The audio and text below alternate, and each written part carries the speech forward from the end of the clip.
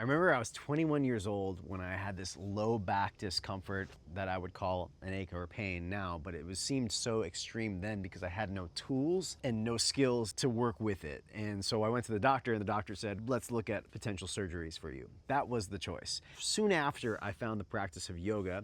And though I had been dealing with that low back pain for so long, within 6 months of practicing yoga, I completely had forgotten that I ever had low back pain. I would attribute that to a couple of different things: the lengthening of my psoas major, which was overly tight and short, and also the strengthening of my back muscles, which I know now were weak at that point in time. Also an imbalance in the hips. My right hip was a lot tighter than the left, and through the practice of yoga, I was able to discover that, but also alleviate the tension that I was having in my right side through stretches like pigeon pose, figure four, and so on. That was one ache and pain that started kind of the discovery of my yoga practice. Now, the reality is every one of us deals with aches and pains on some level or another. And probably if you've practiced yoga, the reason you stay with it is because it alleviates some aspect of that pain and discomfort.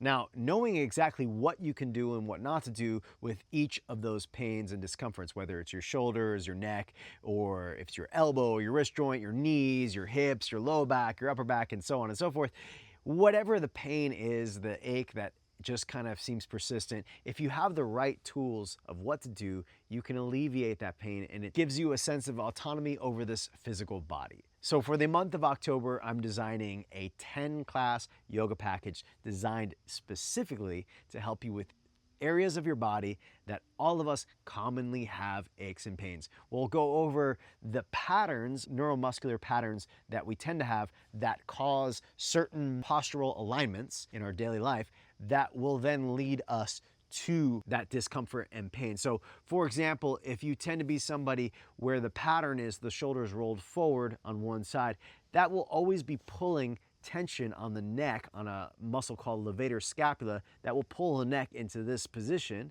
and that shortening of that muscle will eventually cause some sort of discomfort and pain. So we're going to assess all the different areas of the body that most people experience pain and discomfort in on a daily basis, and we'll tackle it in our yoga practice. Each class will be 75 minutes long, all levels appropriate. It's a hatha-based style, so a little bit slower, not so fast-paced, and we'll make sure that we, of course, get our full spectrum yoga practice in, so standing poses, cool down poses, some movement as well, and shavasana, and so on. So I look forward to sharing this online immersion with you. It's called Deep Release. It's designed to help you unwind your neuromuscular patterns that don't serve you and create ones that do serve you.